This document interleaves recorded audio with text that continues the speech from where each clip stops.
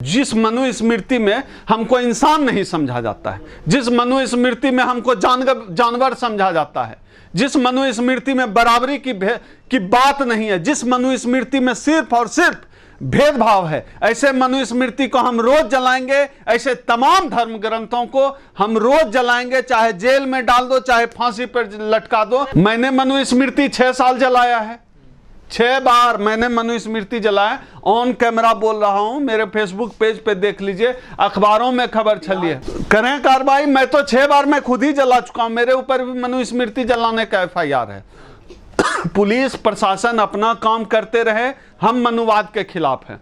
अगर बाबा साहब डॉक्टर अंबेडकर ने इस देश में मनुस्मृति जलाने का काम किया था, अगर मनुस्मृति जलाना गलत काम है, बाबा साहब ने गलत काम किया, तब हम भी गलत हैं। अगर बाबा साहब डॉक्टर अंबेडकर मनुस्मृति जलाकर उन्होंने गलत काम किया, तब हम गलत हैं। जिन लोगों का जो है मनुस्मृति जो है पवित्र ग्रंथ जो कहते हैं, वो लोग मानवता के खिलाफ है, वो लोग इंसानियत के खिलाफ हैं, वो लोग बराबरी के खिलाफ हैं। ऐसे लोगों को चुन चुन कर पागल खाने में भेज देना चाहिए, जिसको मनुस्मृति जो है महान ग्रंथ लगता है, पवित्र ग्रंथ लगता है। मनुस्मृति को में महिलाओं को लेकर क्या टिप्पणी की गई है, महिलाओं को लेकर कितने गंदे शब्दों का प्रयोग किया गया है।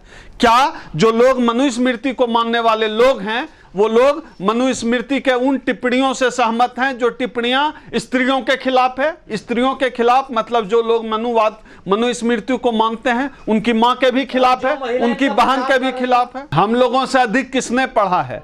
हम लोग तो बाबा साहब के वंशज हैं, हम लोग तो बाबा साहब के उत्तराधिकारी हैं। बाबा साहब से ज्यादा पढ़ा लिखा आदमी इस देश में कौन हुआ? अभी भी आप मेरी गाड़ी में जाकर देख लीजिए, बाबा साहब का संपूर्ण वांग्मय रखा हुआ है। तो हम लोग बाबा साहब ने तमाम अध्ययन करने के बाद, दुनिया की दूसरी भाषा में अध्ययन करने के बाद, उन्होंने हिंदू धर्म ग्रंथों का अध्ययन किया। इतना पढ़ने लिखने के बाद बाबा साहब ने मनुस्मृति जलाई। जाहिर सी बात है, जो भी जाहिल बोला है मनुस्मृति जलाना गलत है, वो व्यक्ति भी समता के विरोध में है, वो व्यक्ति भी समानता के खिलाफ है, वो व्यक्ति जातिवाद का पोषक है, वो व्यक्ति स्त्री सुचिता का अपराधी है, वो व्यक्ति स्त्री आजादी के खिलाफ है, वो व्यक्ति SC ST OBC के खिलाफ है, वो भारत का संविधान बराबरी की बात करता है, समानता की बात करता है, कॉन्स्टिट्यूशन, और मनुस्मृति बराबरी की बात नहीं करता। धीरेन्द्र शास्त्री की बात कर रहे हैं। धीरेन्द्र शास्त्री दुनिया भर का चिट्ठा पुर्जा देखता है, उसके भाई पर SC ST एक्ट लग गया, उसका भाई अरेस्ट हो गया, भाई का पुर्जा क्यों नहीं देखा धीरेन्द्र शास्त्री? पुर्जा पर्चा जो देखता है धीरेन्द्र शास्त्री, अपने भाई का देख लेता। ये मूर्ख बनाता है देश के लोगों को, ये मूर्ख बना रहा था, खुलासा हो गया, भाई का क्यों नहीं देखा? ये तो लग गया ना। अभी तो मोहन भागवत कह रहे हैं, कहा कि जाति ब्राह्मणों ने बनाई, फिर कहने लगे कि जो है अब धर्म ग्रंथ गलत लोगों ने लिखे। अगर कहा, ये वाला बयान मैंने सुना नहीं है, अगर आप लोग बता रहे हैं तो कुछ ना कुछ फैक्ट होगा इसमें। अगर मोहन भागवत ऐसा कह रहे हैं तो आगे आगे देखिए होता है क्या। अभी और क्या क्या बोलेंगे। पहले तो आरक्षण के समीक्षा की बात मोहन भागवत करते थे और हम लोग कहते थे कि धर्म ग्रंथों की समीक्षा हो। अब मोहन भागवत कह रहे हैं कि धर्म ग्रंथों की समीक्षा हो, तो हो जानी चाहिए धर्म ग्रंथों की समीक्षा।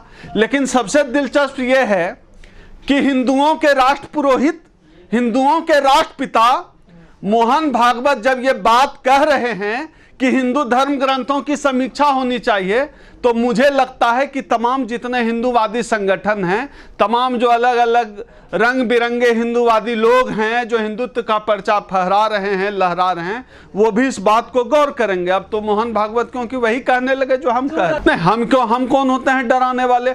डर होता है वोट का।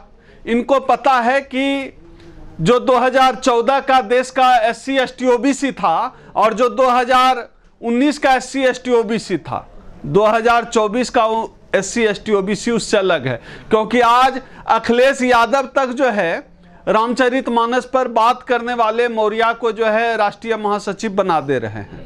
तो जाहिर सी बात है कि राजनीति अब परिवर्तन मांग रही है। इसमें मुझे एक बड़ा योगदान ये लगता है कि सोशल मीडिया के माध्यम से जो SC ST OBC के बीच जो जागृति आई है, जो मनुवाद के प्रति लोगों के अंदर नफरत का भाव आया है, जब लोग मनुवाद को समझने लगे हैं, ऐसी स्थिति में सरकार को डर तो जरूर लग रहा है। सरकार मतलब मोहन भागवत सरकार, तो जाहिर सी बात है इस देश में मोहन भागवत की सरकार है। अब देखिए, जो लोग पागल खाने जाने लायक कुछ लोग भी तो भटक रहे हैं। अब जो मनुस्मृति का बचाव कर रहे हैं, मेरा व्यक्तिगत तौर से यह मानना है, जो लोग गैर बराबरी के साथ हैं, जो लोग पक्षपात के साथ खड़े हैं, ऐसे तमाम किताब, ऐसे तमाम अक्षर के साथ खड़े हैं, ऐसे लोगों को जेल में डाल देना चाहिए। भाई मामूली क्यों, उनको कौन गैर मामूली कह रहा है? जो टीवी पे जो एंकर हैं, जो सवर्ण एंकर हैं, वो मनुवाद का पोषक नहीं हो सकता है। हमारे समाज का व्यक्ति, SC ST OBC समाज का व्यक्ति भी तो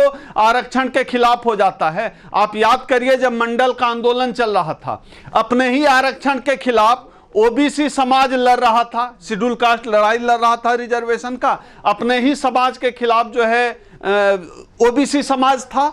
तो यह तो होता ही है, और मनुवाद यही तो सिखाता है कि अपने ही लोगों के खिलाफ खड़े कर देता है। यह इतनी कट्टर और जालिम व्यवस्था है मनुवाद की व्यवस्था, यह जातिवाद की व्यवस्था, अपने ही लोगों से लड़ाता है। ब्राह्मण नहीं आएगा आपसे लड़ने, आपको एक खिलाफ आपके अपने आदमी को खड़ा करेगा। नरेंद्र मोदी को बना देगा प्रधानमंत्री, कहेगा OBC है, और OBC के तमाम हक छीन लेगा, OBC की तमाम जो है हकमारी करेगा, OBC का अधिकार छीन लेगा। ये करेगा, मनुवाद यही सिखाता है।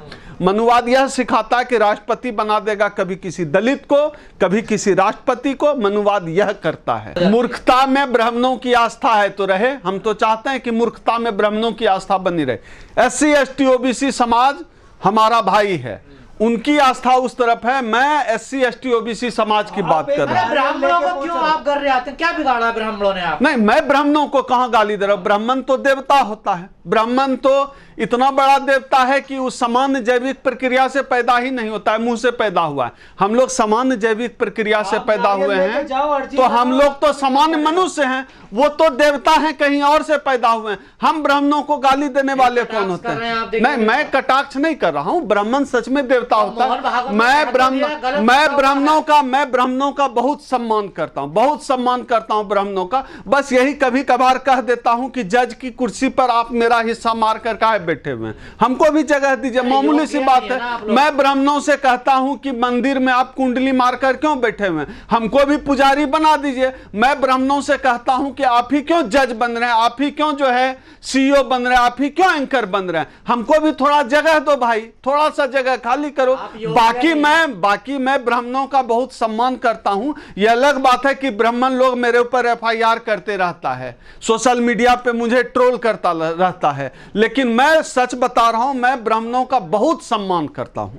अरे आप योग्य नहीं है, कैसे जज बनेंगे? कैसे मंदिर का पुजारी बनेंगे? योग्यता कैसे तय होगी? बाप जज, दादा जज तो बाप जज बना, बाप जज तो बेटा जज बना, अब इसका बेटा जज बनेगा। ये योग्यता है, इसको योग्यता कहते हैं। योग्यता तो तब हम समझेंगे जब इस देश में जुडिशियल कमीशन बनेगा और परीक्षा देकर हायर जुडिशियरी में जज बनाए जाएंगे।